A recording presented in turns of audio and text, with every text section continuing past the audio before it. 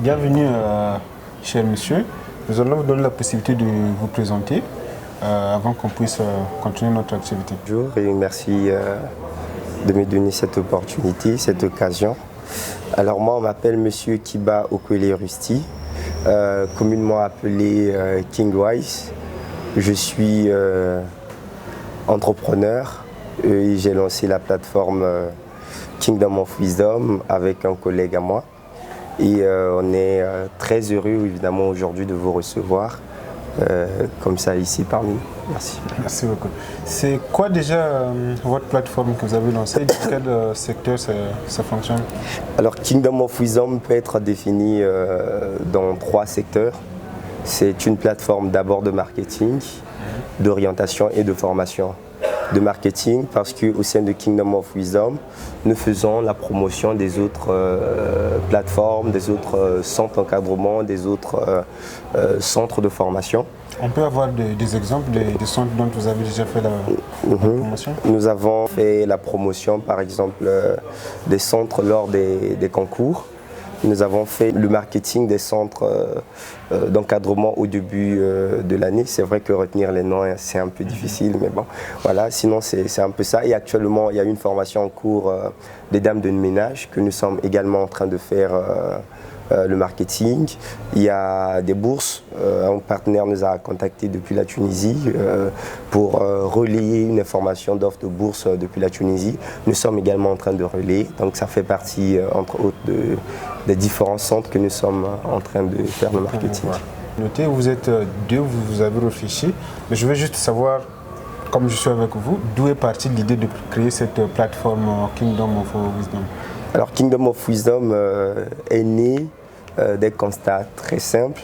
C'est qu'on a constaté qu'il y a des gens qui parfois cherchent des formations adéquates, mais ils ne les trouvent pas au bon endroit. Et il y a des gens qui donnent des formations fortes, des formations qui donnent très bien leur formation, mais qui n'arrivent pas à toucher la cible qu'il faut. Alors nous avons voulu créer une plateforme qui allait réunir ces deux personnes, ceux qui cherchent la bonne formation et ceux qui donnent la bonne formation. Ça veut dire qu'une personne désormais, au lieu de faire tout Brazzaville pour trouver une formation, peut tout simplement nous contacter et comme nous, on a dans notre base de données différents centres d'encadrement, on va lui orienter dans son quartier, dans son secteur, les différents centres qui s'y trouvent et comme ça, facilement, sans se déplacer, il trouve un centre qui lui correspond dans le prix, dans le lieu et dans le temps. Vous faites votre communication là dans quel domaine? Est-ce que vous utilisez le digital ou vous faites de la communication originaire? Voilà, donc on utilise les deux. Même qu'on avait un site internet, mais malheureusement, comme vous l'avez souligné, des gens ont vraiment du mal à s'adapter avec les solutions internet et digitales. Donc ce que nous avons fait, c'est quoi? On fait sur internet et plus sur Facebook et WhatsApp et nous allons également sur le terrain avec des affiches, des banderoles et voilà, c'est un peu de cette manière-là que nous essayons de travailler. C'est votre stratégie. C'est notre stratégie. Voilà. Comment organiser Kingdom of Wisdom? Est-ce qu'il y a un bureau? Il y a un organigramme ou ainsi de suite? Comment ça fonctionne en fait?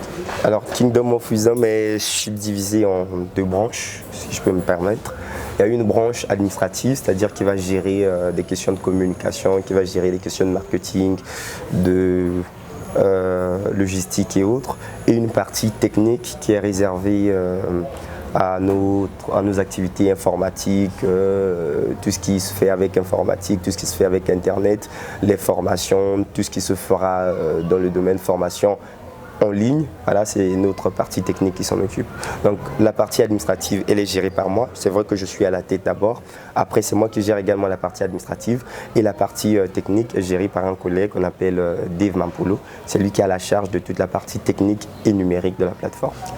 Est-ce que vous pensez qu'une plateforme ou même un start-up qui est tout juste au début devrait être structuré d'une certaine façon afin de garantir peut-être son évolution, ou on peut toujours avoir une start-up mais on n'a pas une organisation comme telle ou une structuration comme telle? Qu'est-ce que vous pensez par rapport à ça? Bon, mais je pense que une start-up dans ses débuts ne devrait peut-être pas se précipiter, peut-être d'avoir voilà, un organigramme qui va directement définir ses activités. Voilà pourquoi nous, on préfère subdiviser ça comme ça en deux. Comme ça, on sait que lui, il est dans ça et après, il peut être multitâche. Moi également, je suis dans ça et après, en même temps, je peux être multitâche. On préfère travailler comme ça. On n'appelle pas ça encore pour l'instant organigramme, puisqu'après, voilà, tout le monde peut faire ça, Donc, on préfère encore voilà, se soutenir, on préfère s'appeler technicien dans tous les domaines et se soutenir, lui il vient me soutenir, là-bas on vient soutenir. Et tout ce qu'on sait, c'est qu'on a deux départements, on a ceux qui sont dans le côté administratif et ceux qui sont dans le côté technique, et voilà tout. Je vois. Si je peux me permettre, ce que vous voulez nous faire comprendre, c'est que même si c'est une structure qui vient de débuter, il faut au moins qu'il y ait des branches qui existent pour que chacun sache qu'il a telle responsabilité, telle autre. Ça, c'est exact. Même si il pourrait se retrouver pour aller faire telle tâche chez l'autre, ainsi de suite, mais au moins on connaît qu'il y a telle structuration, telle. Okay. Ça emmène l'ordre au fait. Comme ça, chacun peut, lorsqu'il se réveille le matin, lorsqu'il doit arriver chez les autres, il sait que moi, dans la tâche que je dois faire, c'est ça. Moi, dans ma zone de travail, c'est ça. Et comme ça, tout le monde peut déjà savoir que non, moi, c'est ça. Et même lorsqu'on parle de multitâche, comme ça, celui qui est dans la technique, sachant qu'il est dans la technique, il peut facilement demander l'aide à celui qui est dans l'administratif. Donc c'est déjà ça, le bien fondé d'avoir une petite structuration, même si on ne peut pas parler d'organigramme, même si on ne peut pas parler de hiérarchie, mais c'est très important d'avoir cette subdivision-là qui va permettre à chacun d'avoir une petite vision en plus de la vision de l'ensemble. Chaque structure qui est créée, chaque activité qui est créée, même une maman qui va au petit coin dans la rue, a toujours un objectif derrière. Alors, est-ce qu'on peut avoir la possibilité d'en connaître pour Kingdom of Wisdom? Alors, Kingdom of Wisdom, la vision est très simple, comme le dit souvent notre slogan, Together, Stronger. C'est que nous voulons travailler ensemble avec les autres, parce que le constat, c'est que la plupart des gens veulent se lancer dans le domaine entrepreneurial, mais ils ne veulent pas voilà, reconnaître d'abord leur zone de force, ensuite reconnaître leur zone de faiblesse et faire ensuite appel aux autres pour venir combler leur zone de faiblesse. C'est comme je l'ai dit, il va y avoir une personne qui enseigne très bien, mais qui après va avoir du mal à trouver des enfants qui chercheraient sa formation. Alors la vision de Kingdom of Wisdom, c'est tout simplement d'être cette plateforme qui va permettre les échanges entre tout le monde, parce qu'on va s'étendre, on ne s'arrête pas que dans les domaines des formations, mais on veut s'étendre sur différents produits, c'est-à-dire qu'être une plateforme au moyen de laquelle toute personne qui chercherait un produit, toute personne qui chercherait un article, toute personne qui chercherait une information pourrait la trouver au moyen de nous, parce que comme les grands entrepreneurs le définissent, nous sommes dans l'ère de l'information. Lorsqu'on n'a pas l'information, on n'est rien. Et donc nous, on veut être cette plateforme-là qui fait la promotion en fait, de l'information. On veut livrer l'information à tout le monde. Et voilà un peu la vision que nous sommes en train de chérir jusque-là et voilà, de faire naître dans les jours à venir. Vous parlez de la diversité des services, des produits, ainsi de suite. Ce qui m'emmène directement à cette question qui nous dit retenir les expressions, créativité, innovation, agir. Que pensez-vous de ces éléments pour un entrepreneur? Alors moi déjà, lorsqu'on me parle de créativité, je vois ce que nous ici à Kingdom of Wisdom, on appelle le génie. La créativité, c'est la capacité qu'a n'importe quelle personne de regarder au-delà de ce que voient les autres. La créativité va permettre à ce qu'une personne fasse réellement quelque chose et aille de l'avant. La créativité va permettre à ce que là où les autres ne voient pas l'opportunité, qu'une personne voie l'opportunité.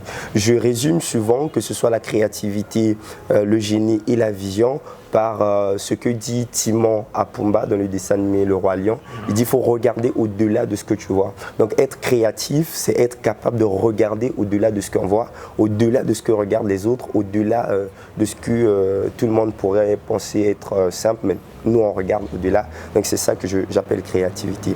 Quant à l'innovation, j'associe l'innovation à l'adaptation. Pour moi, innover, c'est être capable de s'adapter. Parce qu'on a lancé quelque chose, mais après, à un moment donné, on rencontre des freins. Mais à partir de là, on doit être capable de s'adapter, comme ce qui est expliqué dans le livre Qui a piqué mon fromage, être en mesure de de dire bon mais là ça marche plus, mais est-ce qu'avec ce que j'ai, je ne peux pas prendre un virage pour ensuite retrouver mon chemin après? Est-ce que je ne peux pas prendre un marteau, briser ce mur-là et aller au lieu de rebrousser chemin? Donc c'est ça que moi j'appelle innovation. J'associe plus innovation à la capacité que doit avoir toute personne qui veut se lancer dans le monde entrepreneurial de s'adapter. Et ça, c'est très important. Voilà. Et quant au troisième point... Agir. Est-ce que vous allez dire que c'est la conclusion de l'innovation ou donc le mélange d'innovation et créativité? Agir. Oui, agir finalement, c'est finalement le point le plus important parce qu'on peut bien avoir la créativité, on peut bien être un génie, on peut bien avoir le goût d'innover, vouloir innover, et on peut bien avoir la capacité d'adaptation. Mais si finalement on ne se lève pas pour mettre ces choses-là en exercice, on sera comme ceux que le commun des mortels appelle les aventuriers. Donc, or, un entrepreneur ne doit pas être une telle personne. Un entrepreneur, c'est une personne, il a décidé, il a vu l'opportunité, mais après, il doit agir. C'est pourquoi moi, je résume ça généralement dans les conférences sur 2 termes. On appelle ça le big moment et l'effet glaçant, entrepreneur d'agir. Par contre, le big moment, c'est cette capacité qu'il a de rester dans la chaleur de la créativité et de l'innovation, puis ensuite de se mettre en action. Moi, quand je parle d'entrepreneur, je vois ça de façon générale. En fait, je m'hasarde à l'adapter à la congolaise, s'il faut qu'on me dise. Donc, ce qui m'emmène à ce que je vois même un détenteur d'une cave, pour moi, c'est un entrepreneur. Une maman qui vend au petit coin, c'est un entrepreneur. Un transporteur, c'est un entrepreneur. C'est comme ça que je le qualifie. Vous pensez que dans cette atmosphère du Congo, des entrepreneurs congolais, est-ce que ces éléments, on peut les retrouver, les vivre d'un moment à l'autre? Bon, mais déjà que, très sincèrement, on ne les vit pas. Ça, c'est déjà une certitude qu'on ne les vit pas. Parce que le constat qu'on fait au Congo, c'est qu'on fait plus le suivisme. Exact. Voilà, que prendre un moment de réfléchir, chercher de la créativité en nous, chercher à innover et puis ensuite agir. Ce qu'on fait au Congo, c'est plus, bon, j'ai vu un autre avec un pique-nique, ça marche bien chez lui, moi également j'achète un pique-nique sans pourtant comprendre que moi, sur mon pique-nique, au lieu de garder les couleurs vertes, je peux ajouter une autre couleur pour que ça soit pour moi une innovation, pour que ce soit pour moi quelque chose de créatif. Donc déjà au Congo, c'est quelque chose qu'on n'observe pas. Mais c'est pas pour autant dire que c'est peine perdue, parce qu'il y a encore de la route à faire. Moi, je considère que le Congo est encore un bébé dans le domaine entrepreneurial.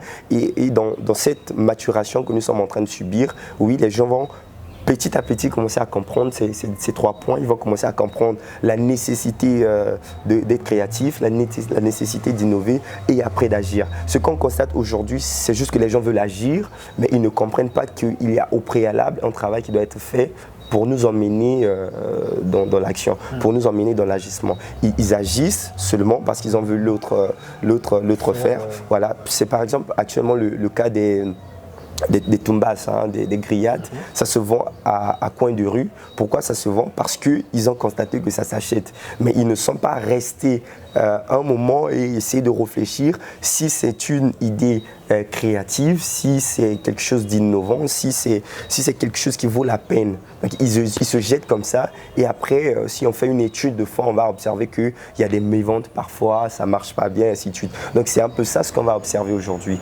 C'est vrai, je l'ai dit, dans le passé ça n'a pas existé, mais je me permets de croire que les générations à venir, on va commencer à observer ces 3 éléments. Ça va changer.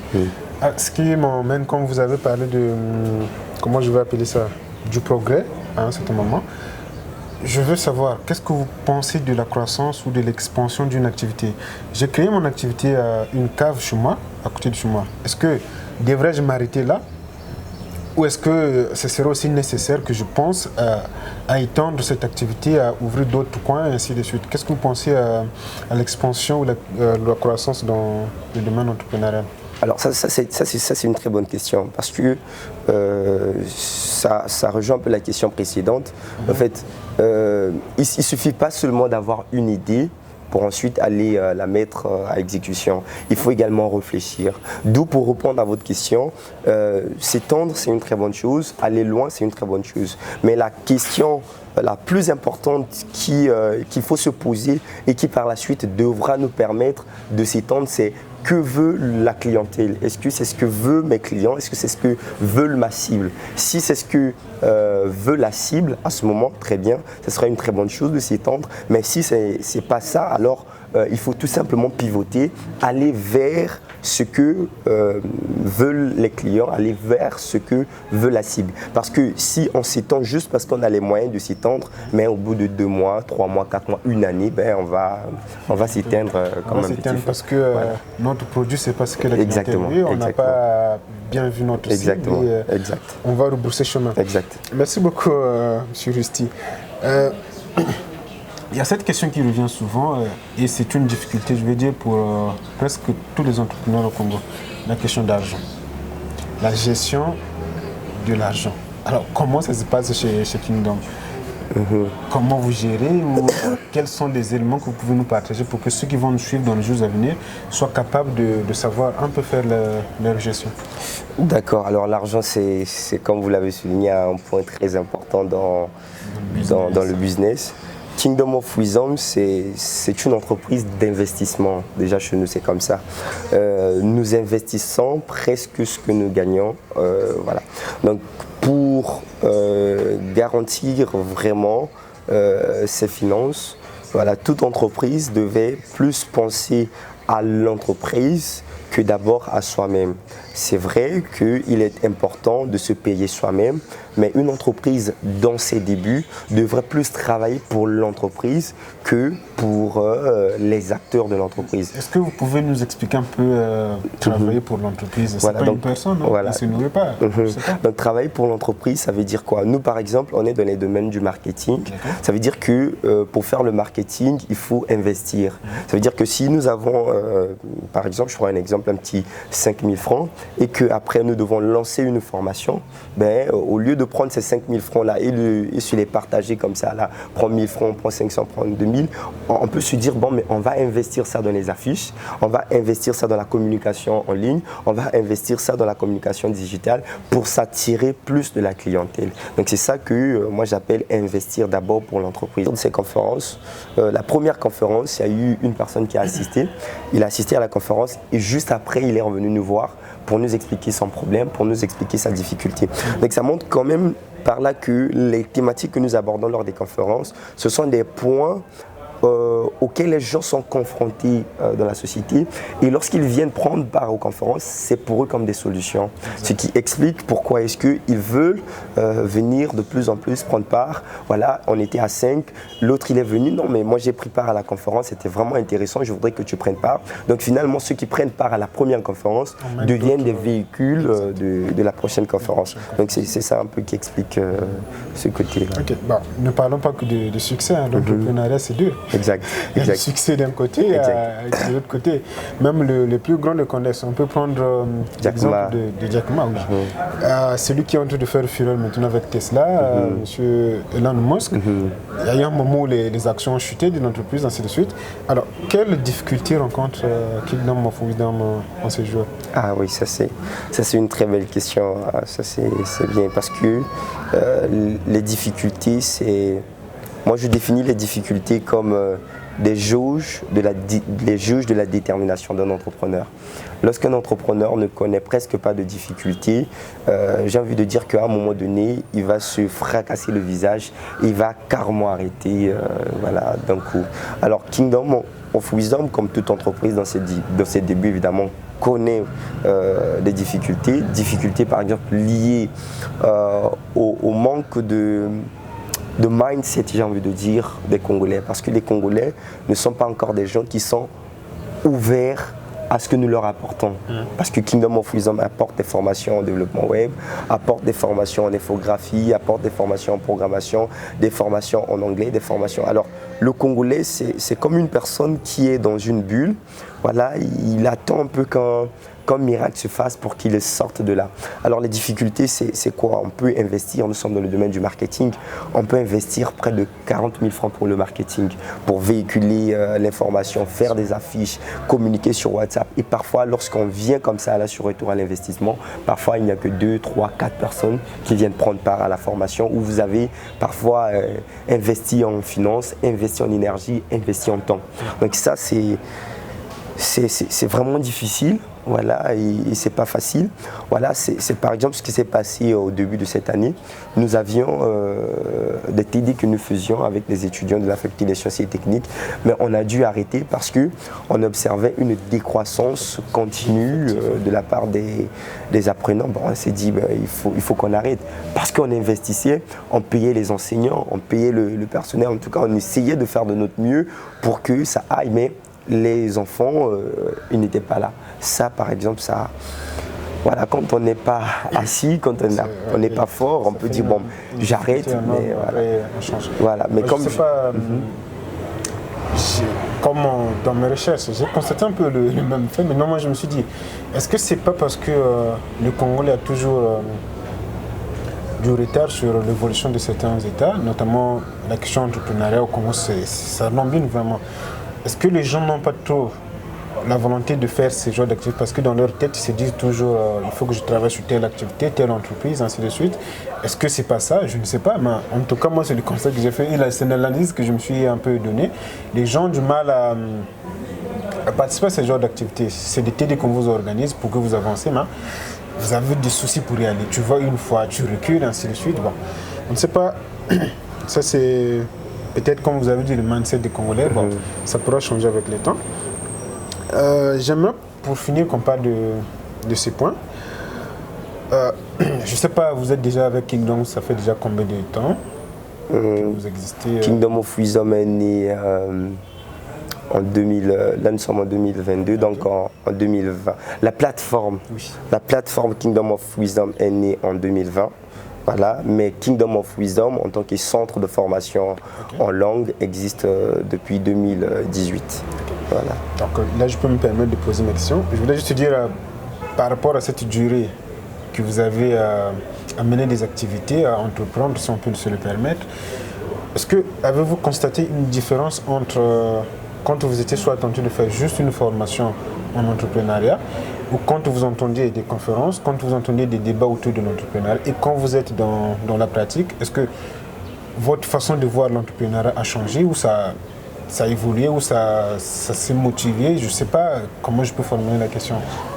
Alors ça c'est bien parce que très franchement, juste après l'entrepreneuriat et par le fait que je me suis directement lancé, il y a des choses positives qui se sont passées parce que, évidemment, lorsqu'une personne suit une formation sans aller jusqu'à la mise en place de l'activité, il y a des choses qu'il ne pourra jamais savoir. Et ces choses, c'est ce que nous avons subi. Nous avons subi l'échec, nous avons subi de la difficulté, nous avons subi des moments parfois de joie, des moments de tristesse. Et ça entre dans, j'ai envie de dire, ça entre dans le bâtissement, de la construction de la personne même. Et à ce moment-là, on ne parlera plus que d'une personne en tant qu'entrepreneur, mais on parle d'une personne qui est faite. Voilà, parce qu'à partir de ce moment-là, où je suis passé par toutes ces choses, j'ai une vision différente de ceux qui ne sont pas arrivés jusque-là. Ok, donc pour ne pas prendre beaucoup de votre temps, je vais vous donner du temps. Comme mot de clôture, qu'est-ce que vous pouvez dire à la fin, notamment à la population congolaise, à ceux qui entreprennent déjà, et quelle orientation pouvez-vous donner, ou si vous désirez aussi essayer de nous parler de vos projets futurs avec Kingdom of Wisdom. Oh, ça fait beaucoup de questions. On va aller doucement. Si j'en oublie d'autres, vous allez en rappeler. D'abord, je vais parler aux jeunes entrepreneurs parce que c'est eux ma cible. C'est ce monde-là que j'ai choisi pour essayer d'impacter. J'ai personnellement été impacté et donc je veux utiliser cet impact que j'ai reçu pour pouvoir également impacter d'autres. À ceux-là, je vais leur dire de plus chercher l'échec que la réussite. Parce que la plupart des gens qui cherchent la réussite finissent par échouer lorsqu'ils rencontrent les échecs.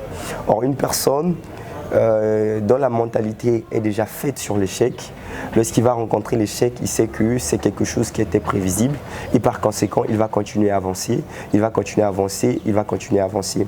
Alors que si on se place plus dans la réussite, où ça va marcher, mais quand ça ne marchera pas, on va commencer à chercher des voies et moyens, on va commencer à accuser les autres, on va commencer à se sentir mal à l'aise, on va commencer à se sentir découragé et ça, évidemment, ce n'est pas une bonne chose. C'est comme le slogan de la médecine, hein. Vaut mieux prévenir que guérir. Voilà, exactement, il vaut mieux prévenir. On prévoit l'échec, comme ça on sait que si j'échoue, bon, c'était quelque chose que j'avais prévu et à ce moment, je peux avoir du courage d'aller de l'avant. Mais si on dit, bon, ça va toujours marcher, quand ça va échouer, on va commencer à crier à la sorcellerie, surtout qu'en Afrique, on aime parler des sorciers. Alors, à la population, je vais dire qu'il est temps, en fait, si je peux parler directement à la population congolaise, il est temps, en fait, que l'on se lève parce que l'avenir de tout un chacun ne dépend pas du gouvernement.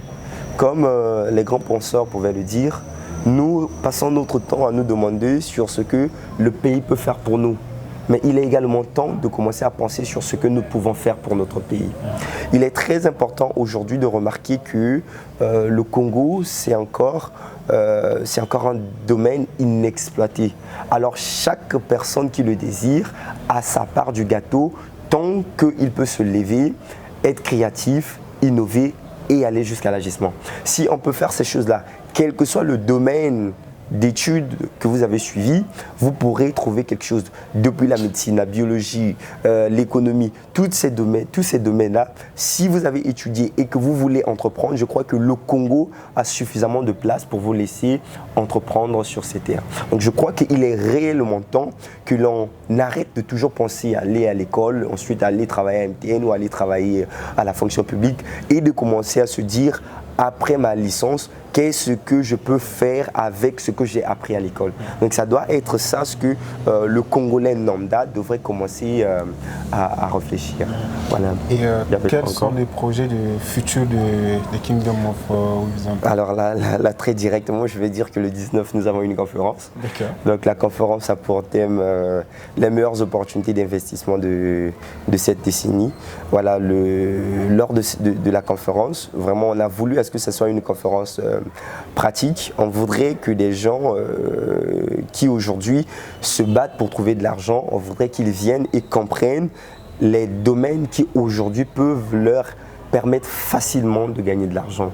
On va parler crypto-monnaie, on va parler marketing digital parce qu'on a parlé de l'essor du numérique aujourd'hui. Tout le monde aujourd'hui à la maison va avoir une connexion Congo Télécom, mais la question c'est qu'est-ce que je peux faire avec cette connexion? Qu'est-ce que je peux faire ou comment est-ce que je peux utiliser cette connexion pour gagner un petit revenu?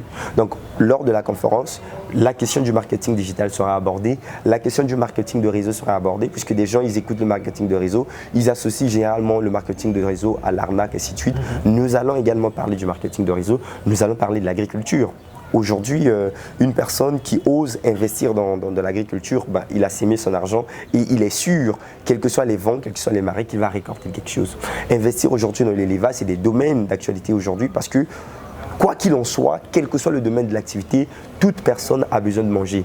Donc, lorsqu'on investit dans l'agriculture, lorsqu'on investit dans l'élevage, ce sont des domaines dont on peut être sûr que lorsqu'on a de la détermination, comme je l'ai dit, lorsqu'on ferme les yeux à l'échec, on va de l'avant, on va toujours récolter quelque chose. Donc ce sont les domaines dont nous allons aborder. Il y a un domaine très intéressant, c'est le téléphone portable.